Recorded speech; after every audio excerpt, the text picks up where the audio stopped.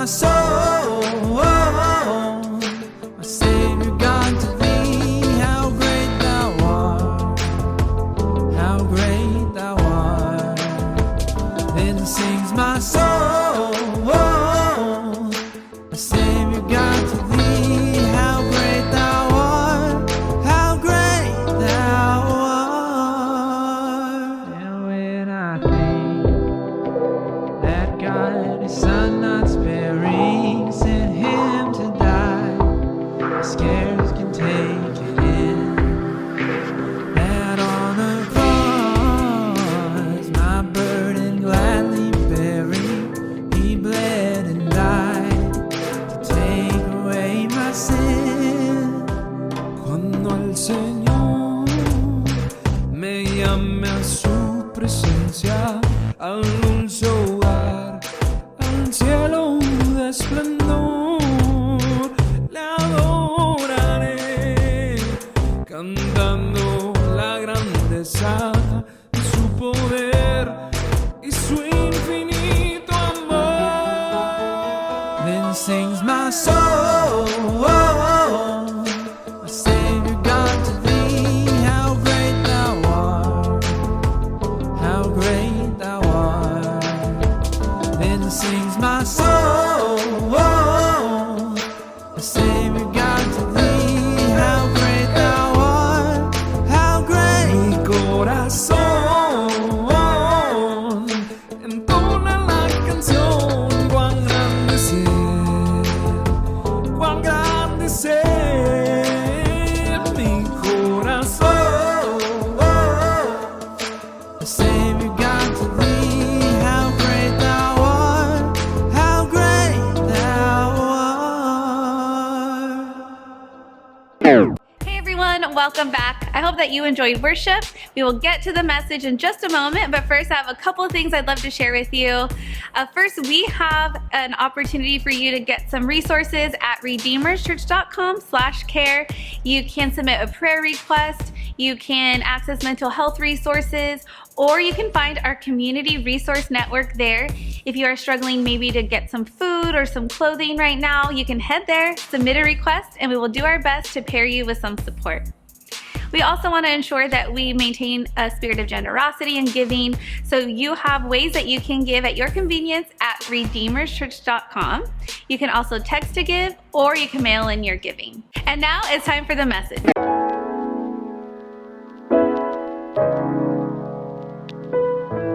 Hey, what's up, Redeemers? This is Avi Nunez.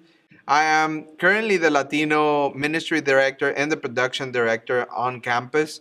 Probably you'll see me around, playing the keyboard, or, if you have watched one of these videos, this is some of the stuff that I do here. I'm from Ciudad Juarez, Chihuahua, so yes, if you are wondering why do I speak a little weird, it's because I am Mexican, yeah. It was considered one of the most dangerous cities in the world growing up. So that's why I look like I'm tough. I know that I look like that. I asked for some grace, because I'm going to be reading and speaking. So probably you'll pay more attention that way, right? We're in the middle of this series called Resist Isms. And it is my privilege to be able to share with you today. We are talking about biblical practices to resist dysfunctional habits. Today we're going to be talking about one of those things that might have crept in your life, which is defeatism.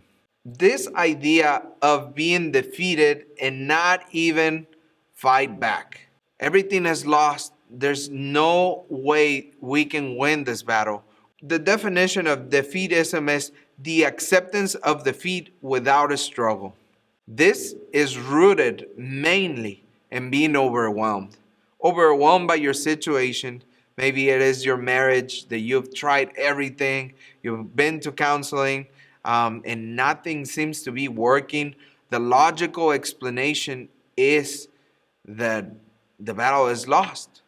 You are overwhelmed with all this information. Today we're going to be talking about one of my favorite passages.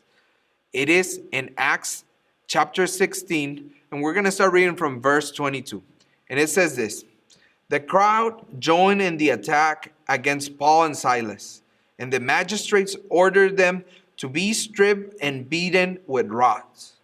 After they had been severely flogged, they were thrown down into prison, and the jailer was commanded to guard them carefully.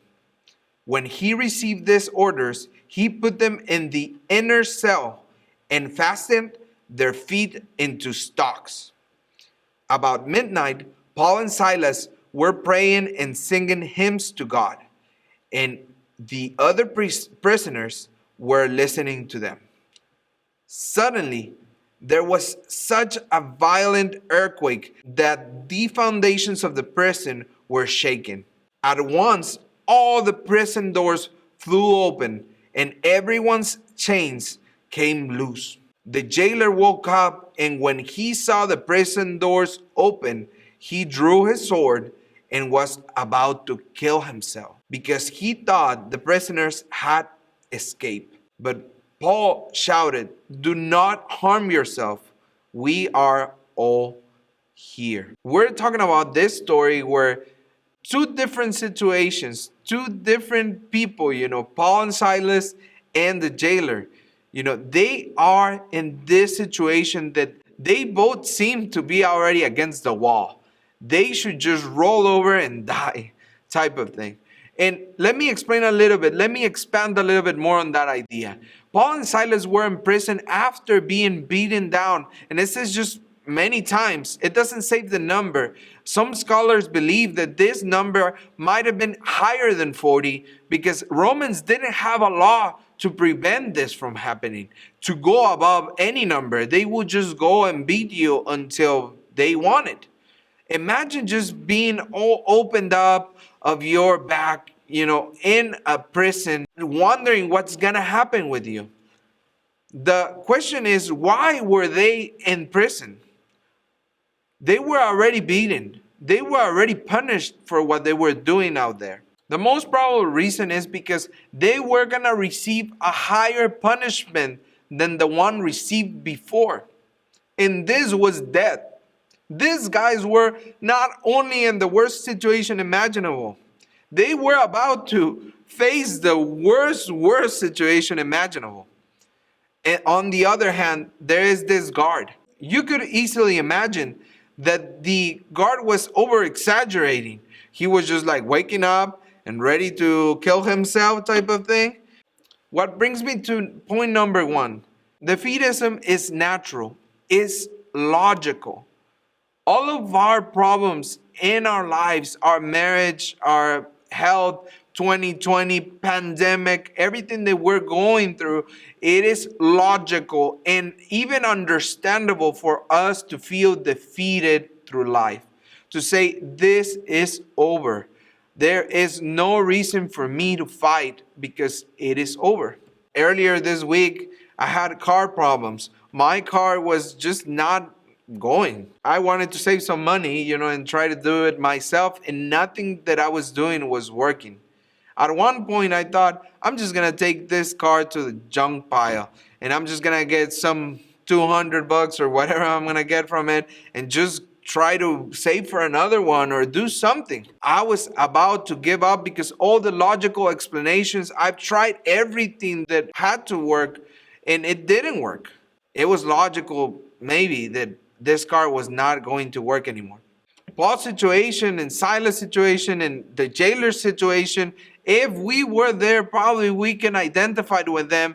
For the jailer in his situation was that because prisoners might have escaped during his guard, he was to receive the punishment of those who escaped. And because of that, maybe receive a higher punishment than death itself. He preferred to die to his sword than go through whatever these guys were going to do to him. Sometimes we are in that situation. We want to give up. We don't want to fight anymore. We just want to roll over. We just want to let it happen and not receive the punishment.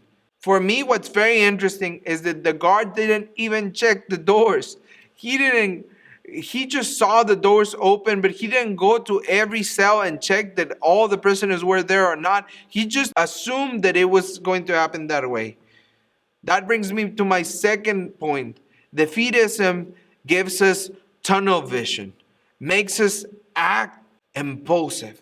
The guard doesn't even check the cells. He doesn't try to reason and say, I'm gonna fight. I have many more weapons than the prisoners. I can fight and keep them in, and at least tell my higher ranks that I tried to fight this, that I did all that I could, that I fought until the last minute. He just assumes everything is doomed because he can only see one part of the problem. He can only see it from his perspective.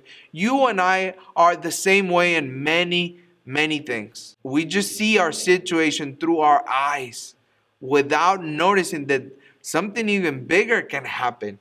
Defeatism also does not leave any space for faith. Since I can't see the exit, since I can't imagine what's going to happen, it must not be true.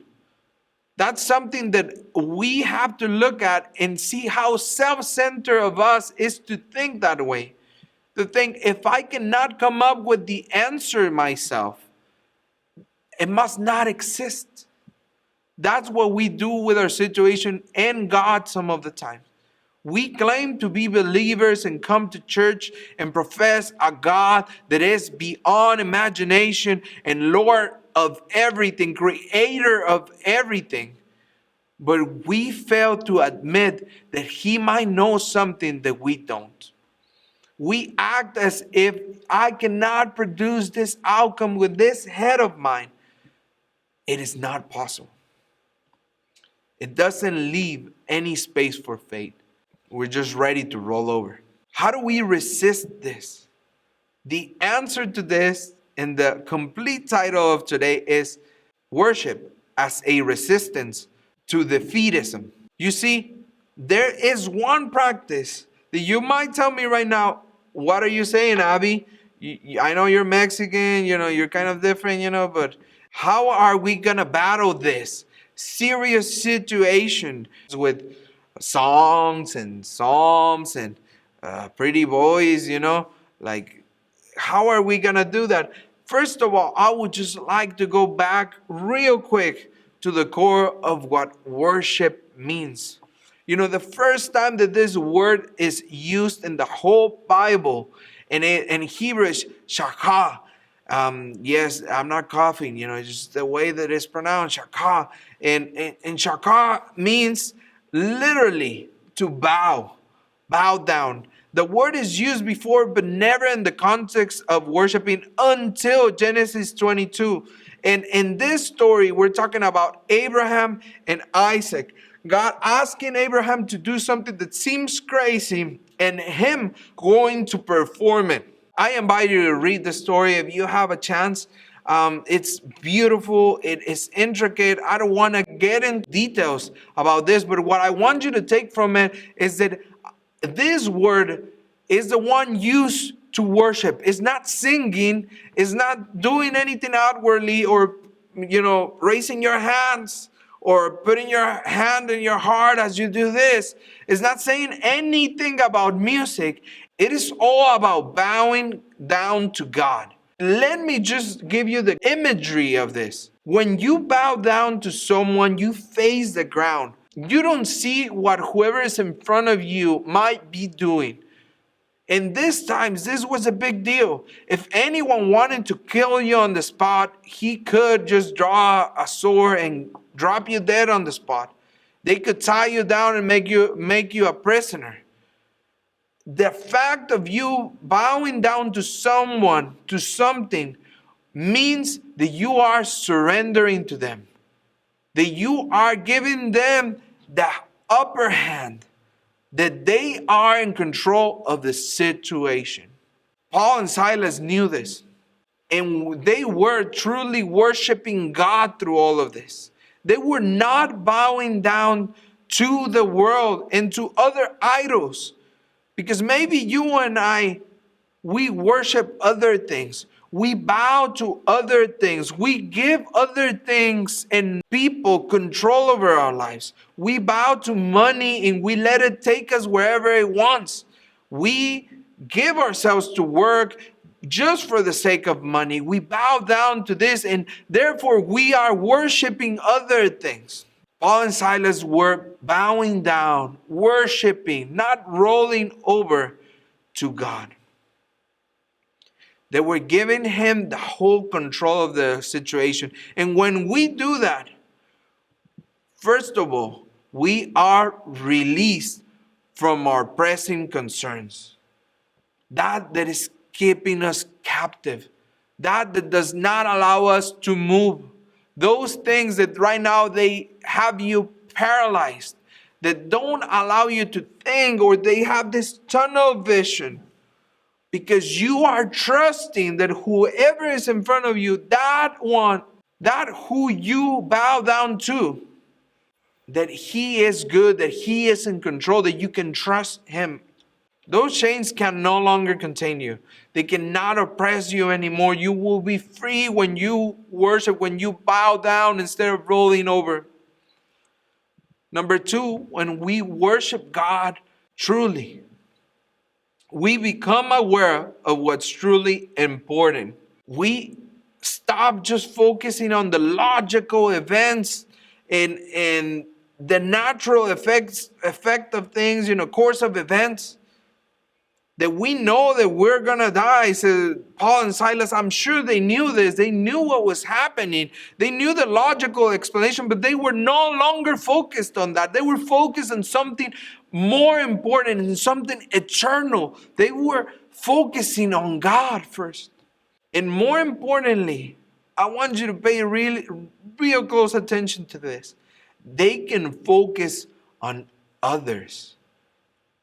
It is no longer this self-centered feel, that I can only focus on my problems and what's logical and coming my way. I can focus on something else. In verse 28, Paul shouts, "Don't harm yourself. We are all here." They were just being freed from everything. They were in the worst situation ever, and they were being freed from it. They could have just run. They could have just forget about the place because it's creepy, because it's oppressive, because everything is bad about this. Let's just go. But they were there. And not only they were there, they were aware that there was another soul with other needs. That this guard might take his life. And his life is much more important than my physical needs. From this story later, this guard and all of his family get baptized and saved. Because someone took the time. Because someone was aware. This is the consequence of truly worshiping God. Truly bowing down to that is important and not rolling over. And finally, we inspire others. If this other concept of Paul and Silas staying in their cells sounds crazy, this next one, it's nuts. It's just stupid, plain stupid. The prisoners next to Paul and Silas stayed in their cells. They were listening to this whole thing. But the same way as Paul and Silas stayed in their cells, they stayed because they were part of something bigger. They had experienced the best thing of their lives, and they were no longer interested in going away and running away and their physical need. They were experiencing the presence of God and His wonders and His power and His worship, and they didn't want to miss it. These guys stayed in their cells when they were the worst people on earth to be there. They didn't put, just regular Johns in there. They put bad people in there. And these guys were surprised. When we are able to bow down to God, to worship Him in the middle of everything, in the middle of bad situations, of logical situations that say we are doomed, great things can happen. We worship God joyfully, waiting for His earthquake to shake our world, change our situation, because we know that He is good. Abraham, Paul, and Silas, they are examples of true worship. But the best example is given by Jesus. His last words on the cross are, "Father, into your hands I commit my spirit." He bows down. He gives in, gives Him control over everything. And the greatest act of worship that ends up saving us from sin and death. The same way you and I can inspire that and bring people to the cross, to Jesus who saves us. When we worship truly, it's contagious, and other people want to join. I challenge you this week to bow down to God, not as a religious act, not as a physical act, but to bow down in your heart and surrender to God those situations that you might be living, that they are so tough, and be able to find that joy and rest that He is good, He is in control, and worship. Hey, thank you guys for having me today. It was a privilege and an honor to be able to speak today what God has for us.